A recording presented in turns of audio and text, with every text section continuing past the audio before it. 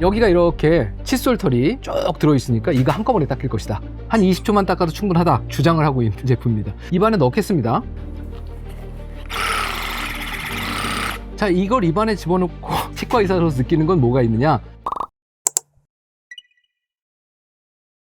안녕하세요, 지식인사이더 시청자 여러분. 오늘은 스마트 브러쉬 리뷰를 부탁을 해서 요걸 해보려고 합니다. 미국에서 45만 원이 훌쩍 넘는 가격대라고 합니다. 이 스마트 브러쉬라는 거는 손으로 안 닦고 전동 칫솔인데 어떻게 하면 좀 편하게 닦을 수 있을까? 스마트니까 뭔가 여기에 다른 기능들도 좀 들어가 있겠죠. 오늘은 이 제품을 한번 리뷰하면서 어떤 전동 칫솔을 구매하는 것이 옳은가, 이거에 대해서 한번 생각해 보려고 합니다. 자, 요렇게까지가 내용물인 것 같습니다. 이게 이제 본체겠죠. 요게 이제 칫솔인데 이걸 이제 여기다 이렇게 끼우면 딸까닥 걸리죠. 그 다음에 전용 치약이라고 치약을 새겨주고 있습니다. 형태는 그냥 거품이에요. 짜서 보면 이렇게 거품이 나옵니다. 네. 이제 누르면 켜집니다. 자, 이렇게 움직입니다. 여기 타이머가 있어요. 그래서 이렇게 한 바퀴가 도는데 대략적으로 한 20초만 닦아도 충분하다 주장을 하고 있는 그런 제품입니다. 뭐 모양으로 보면 여기가 이렇게 휘청휘청하죠. 탄성이 좀 있습니다. 보시는 것처럼. 그래서 이제 매뉴얼을 보면 그냥 물고 있지 말고 이렇게 좀 왔다 갔다 해라. 위아래로도 왔다 갔다 하고. 그러니까 손으로 약간씩 잇몸에 닿게 움직이긴 하라고 되어 있는 거죠. 칫솔털이 쭉 들어있으니까 이거 한꺼번에 닦일 것이다. 이런 가정이죠. 근데 이걸 입에 넣기가 되게 무서운 게 이 정도의 진동은 골이 울려요. 보시면 입이라고 한번 보겠습니다. 이렇게 떨거든요. 제 손 떨리는 게 보이시죠? 과연 이거를 입에 넣고 버틸 수 있을까 하는 불안감이 들긴 합니다만 입안에 넣겠습니다.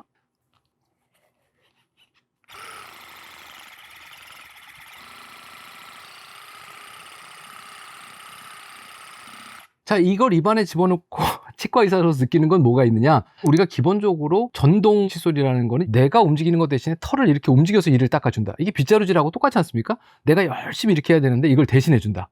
그 의미면 여긴 떨면 안 되죠. 어디가 떨어야 돼요? 이게 떨어야 되는 거죠. 그런데 지금 보시면 얘도 같이 떨어요. 그 다음 턱도 흔들린다. 손도 엄청 떱니다. 그러면 제대로 된 진동수가 칫솔목 끝에 전달되겠느냐? 이게 일단 1번 문제점이에요. 두 번째로는 생각한 것만큼 얘가 치아면에 접촉하느냐? 그렇지 않습니다. 이게 사람이 한 틀이 아니에요. 틀이 작은 사람, 큰 사람, 앞으로 뾰족한 사람 되게 여러 종류가 있는데 실제적으로는 이게 정확하게 밀착될 가능성은 거의 없다. 치아 모형을 잠깐 보여드리면 이렇게 생겨있는 치아 중에서 어느 부분을 닦아야 될까? 이 맨질맨질한 부분 있지 않습니까? 앞니만 놓고 볼게요. 이 부분이요. 이 부분은 칫솔질을 안 하셔도 돼요. 왜 그러냐면 말할 때마다 입술이 계속 움직이면서 닦습니다. 혀로도 가끔 이렇게 닦죠. 매끈한 치아 표면은 닦을 필요가 없습니다. 칫솔질하는 가장 큰 이유는 이와 잇몸의 경계부를 닦으려고 해요. 이하고 잇몸이 딱 붙은 게 아니고요. 그 테두리 있지 않습니까? 거기서 주로 병이 생깁니다. 그 다음번엔요, 치아와 치아 사이가 병이 생겨요. 그 부분을 닦아야 되는데 얘는 제가 써보니까 정말로 닦아야 될 중요한 부분들이 안 닦여요. 모형상에서 제가 한번 물려볼게요. 이런 정도의 모양인데 잇몸 테두리에 칫솔털이 잘 안 닿습니다. 그래서 이걸 쓰실 거면 살짝만 물고 이 진동하는 동안 이걸 이렇게 돌리셔야 됩니다. 잇몸 위로 올라갔다가 내려갔다가 이런 식으로요. 이게 올바른 사용 방법인데 그렇게까지 하면서 이걸 써야 되나 이런 생각이 드는 거죠. 그래서 이거는 가격은 46만 원이라고 하는데 46만 원짜리 가지고 할 수 있는 최선이 뭐냐? 정말로 이를 안 닦는다. 그리고 이 닦는 게 너무 귀찮다. 내가 나중에 병이 생겨도 난 모르겠다. 하지만 티는 좀 내고 싶다. 요럴 때는 30초 물고 계시면 안 하는 것보다 효과는 있어요. 하지만 이렇게 막 문지르는 거 있죠. 이렇게 30초 문지르시는 것과 별 차이가 없어요. 이 칫솔도 정기적으로 바꿔야 될 건데 이런 거 만드는 업체는 대부분 다 이걸 파는 게 목적입니다. 그러니까 이 가격도 만만치는 않을 거라는 생각이 들어요. 왜냐하면 제조가 쉽진 않게 생겼는 게 칫솔모는 퀄리티가 나쁘지 않아요. 칫솔모를 되게 촘촘하게 박아놓고 이 정도면 부드러운 칫솔모를 잘 썼지만 문제는 칫솔질의 목적이 무엇인가를 정확하게 아는 사람이 만든 것 같지는 않다. 그 외에 블루투스 연결을 해서 여기에 불이 들어오고요. 그리고 사진이 찍힙니다. 이거를 스캐닝 기능이라고 얘기를 하고는 있어요. 그냥 뭐 얼굴 사진과 저 멀리서 해상도 떨어진 치아 사진이 나오기 때문에 이걸 가지고 무슨 AI가 분석해서 어디가 안 닦였고 이런 것들은 거의 불가능하고요. 그냥 장난감 같은 기능이 하나 들어있다라고 보시면 될 것 같아요. 재밌는 제품을 또 하나 발견을 했어요. 이렇게 생긴 칫솔입니다. 보시는 것처럼 여기 이렇게 틀이 있지 않습니까? 그리고 반대쪽에는 씹는 면을 씹게 생겼으니까 얘는 한꺼번에 닦는 게 아니고 이렇게 해서 윗니 닦고 이렇게 뒤집어서 아랫니 닦겠구나 하는 걸 알 수가 있겠죠. 또 다른 거는 여기가 되게 말랑말랑해서 이 모양이 바뀝니다.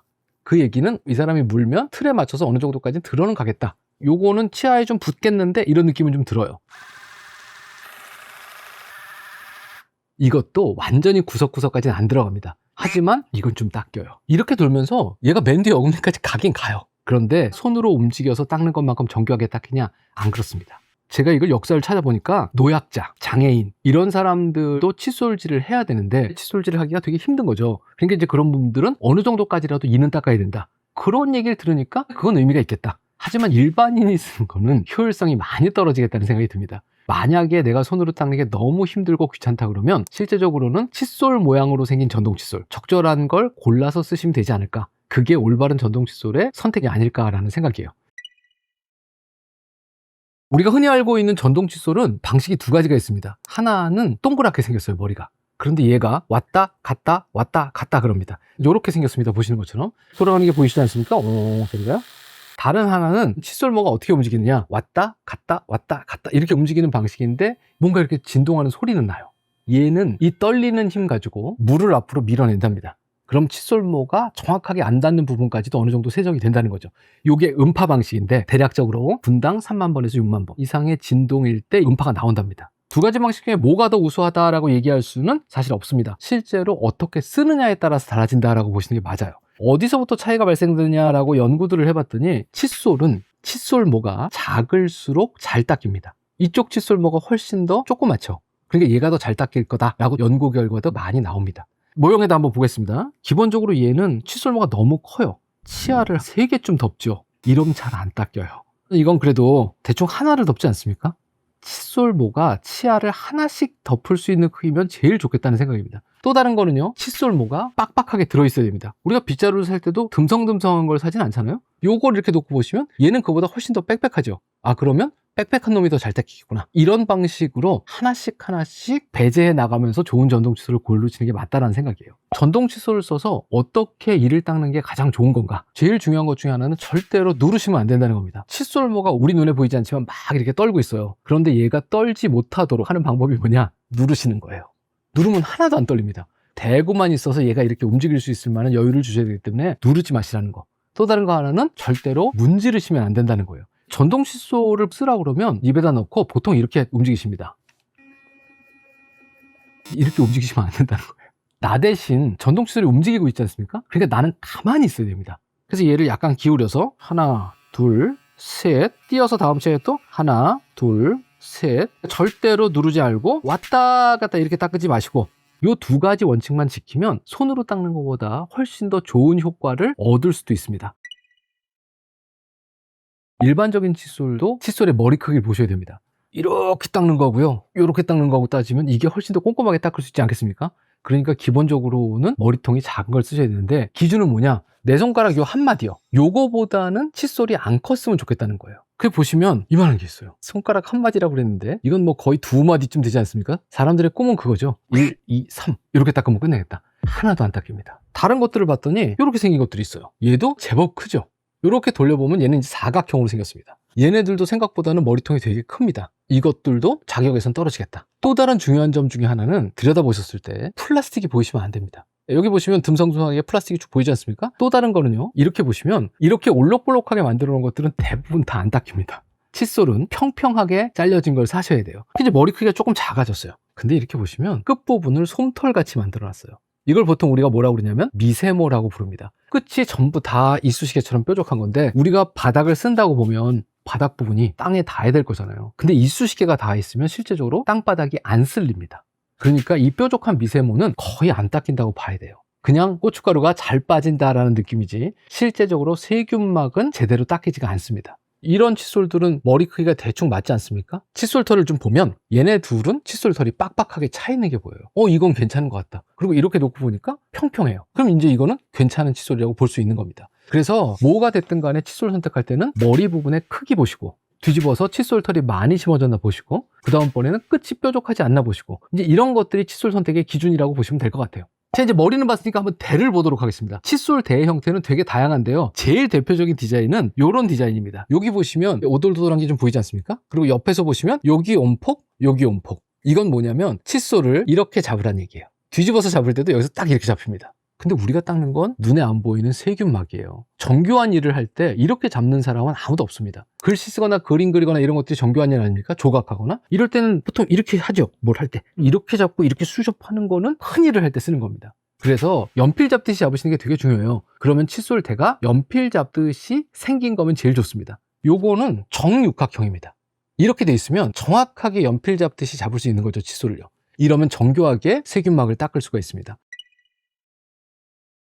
칫솔이 축축하니까 여기에 세균이 생기지 않을까, 이게 제일 고민이신 것 같아요. 칫솔 보관은 사실 제일 중요한 게 건조예요. 그런데 이제 우리나라 화장실이 습기 차 있고 대부분 다 안에서 샤워하고 물 청소도 하시잖아요. 그래서 제일 권하는 건 칫솔은 화장실 밖에 보관하세요. 직장 생활 하시는 분들이 캡을 씌우거나 용기에 담아서 뚜껑을 닫거나 이런 것들은 별로 안 좋습니다. 서랍에서 세균이 삽니다. 어두컴컴 음침한. 이렇게 잘 털어서 연필꽂이를 꽂으세요.